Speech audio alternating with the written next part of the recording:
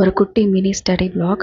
இன்றைக்கி 4:30க்கெலாம் எழுந்திரிச்சிட்டு மேக்ஸில் time and work தான் பார்த்துட்ருந்தேன்.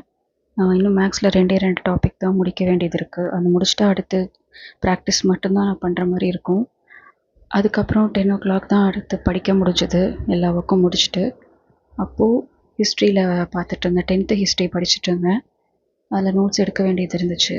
நெக்ஸ்ட்டு எனக்கு யூனிட் 6ல் ஆர்கியாலஜி டிஸ்கவரிஸ் வந்து ரொம்ப கஷ்டமாக இருக்கும்.